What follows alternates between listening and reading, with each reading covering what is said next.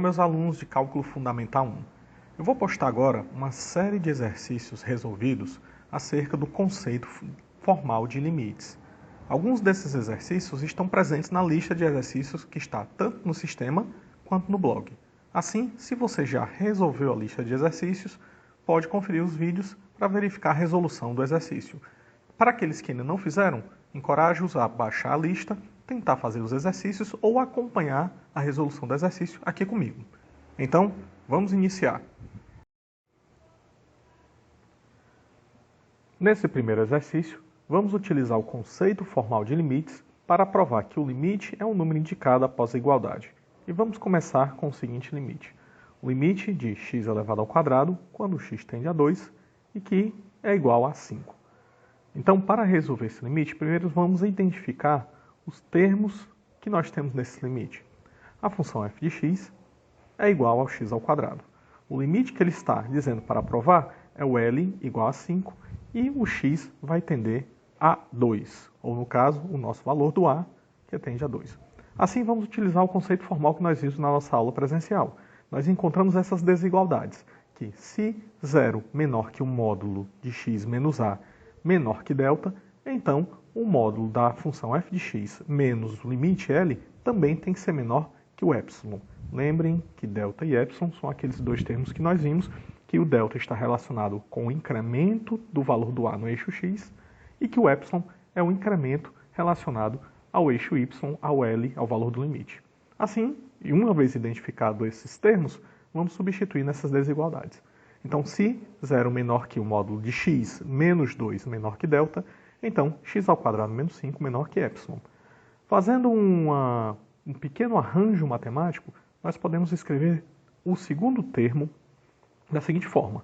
Se 0 menor que módulo de x menos 2 menor que delta, então módulo de x ao quadrado menos 5 eu vou desmembrar em menos 4 menos 1, menor que o epsilon. E aí, no segundo termo, eu vou somar o valor mais 1 em ambos os lados. Então, terei que, se 0 é menor que x menos 2 menor que delta, então o módulo de x ao quadrado menos 4 é menor do que o epsilon mais 1.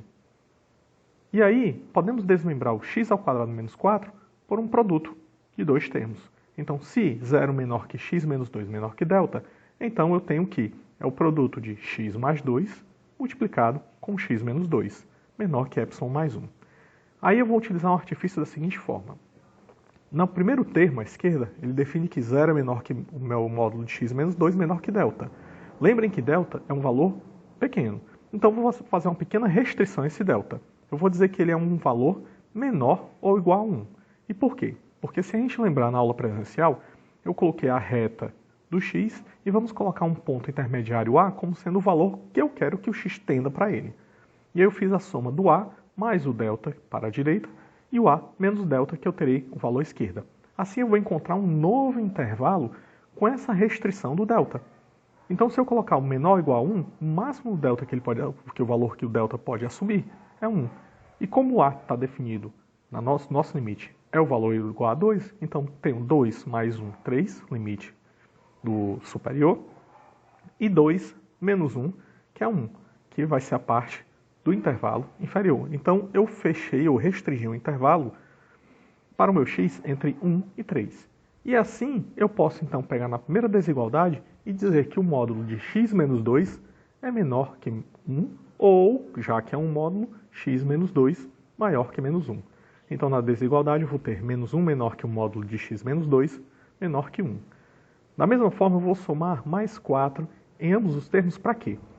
Porque quando vocês viram que nós encontramos um produto entre essas duas funções lineares, que é o módulo de x mais 2 vezes o x menos 2, eu vou tentar fazer um arranjo para que eu encontre o produto, ou pelo menos o valor do x mais 2.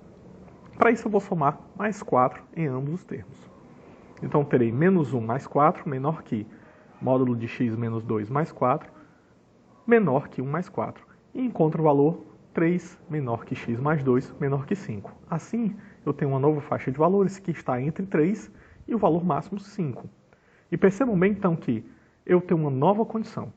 Voltando à minha situação inicial, que eu tenho que se o 0 é menor que o módulo de x menos 2 menor que delta, eu terei agora uma outra condição que o módulo de x mais 2 é menor que 5.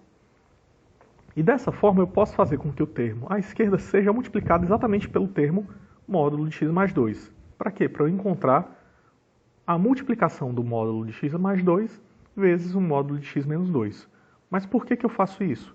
É exatamente para fazer com esse intuito de eu encontrar a relação entre o delta e entre o epsilon, que no caso da nossa equação, nós encontramos que é um epsilon mais 1. Assim, multiplicando esse termo, nós temos que o módulo de x menos 2 vezes o módulo de x mais 2 é menor do que o valor de delta multiplicado exatamente pelo termo que está mais à direita na equação, que é o 5. Então, terei o valor de delta vezes 5. Então, vamos lembrar que o módulo de x mais 2 multiplicado pelo módulo de x menos 2 é menor que o epsilon mais 1. Assim, eu estabeleço uma relação de igualdade que o valor de 5 delta é igual ao epsilon mais 1.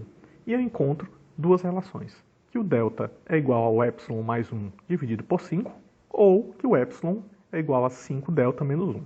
Então, como é que a gente vai saber se realmente o L igual a 5 é o limite da minha função de x ao quadrado quando x tende a 2? Vamos voltar para a definição, que o delta tem que ser um valor pequeno.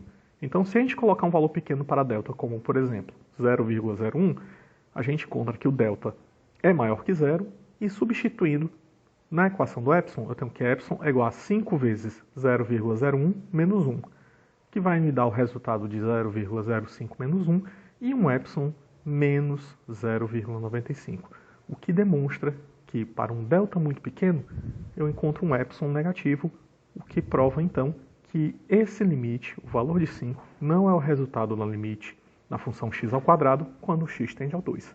Lembrem pela definição que para um delta maior que 0 eu também tenho que encontrar um epsilon maior que 0, ou para um epsilon maior que 0 eu também tenho que encontrar um delta maior que 0.